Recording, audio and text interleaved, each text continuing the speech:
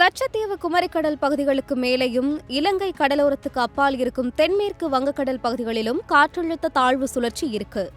இதனால இன்று தென் தமிழ்நாட்டுல சில இடங்கள்லையும், வட தமிழ்நாட்டுல ஓரிரு இடங்கள்லையும், புதுச்சேரி மற்றும் காரைக்கால் பகுதிகளிலையும் இடி மின்னலோட லேசானது முதல் மிதமான மழை பெய்ய வாய்ப்பு இருக்குன்னு சென்னை வானிலை ஆய்வு மையம் அறிவிச்சிருக்கு. கோயம்புத்தூர் மாவட்ட மலைப்பகுதிகள், நீலகிரி, கன்னியாகுமரி, தூத்துக்குடி, திருநெல்வேலி மாவட்டங்கள்ல ஓரிரு இடங்கள்ல கனமழை கூட பெய்யலாம். மேலும் நாளை தமிழ்நாட்டுல சில இடங்கள்லையும், புதுச்சேரி, காரைக்கால் பகுதிகளிலையும் இடி மின்னலோட லேசானது முதல் மிதமான மழை இருக்கும். வட தமிழ்நாடு, புதுச்சேரி, காரைக்கால் பகுதிகளில் அதிகாலை நேரத்துல லேசான பனிமூட்டம் காணப்படலாம். 3ஆம் தேதியன்று தமிழ்நாடு, புதுச்சேரி, காரைக்கால் பகுதிகளில் ஓரிரு இடங்கள்ல லேசானது முதல் மிதமான மழை பெய்யும். அதிகாலை நேரத்துல பனிமூட்டமும் இருக்கலாம்னு தெரிவிச்சிருக்கு. 4ஆம் தேதி முதல் 6ஆம் தேதி வரை தமிழ்நாடு, புதுச்சேரி, காரைக்கால் பகுதிகளில் பெரும்பாலும் வறண்ட வானிலை இருக்கும்.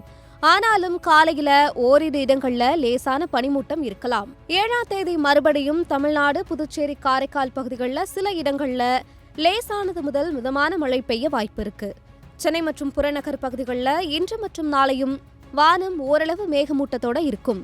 நகரின் சில பகுதிகளில் இடி மின்னலோட லேசானது அல்லது மிதமான மழை பெய்யலாம்னு வானிலை ஆய்வு மையம் தெரிவிச்சிருக்கு. நாளை முதல் 5ஆம் தேதி வரை தென் தமிழ்நாடு கடலோர பகுதிகள், மன்னார் வளைகுடா, குமரிக்கடல் பகுதிகளில் மணிக்கு 45 முதல் 55 கிலோமீட்டர் வேகத்துல, சில நேரங்கள்ல 65 கிலோமீட்டர் வேகத்துல சூறாவளி காற்று வீச வாய்ப்பு இருக்கு.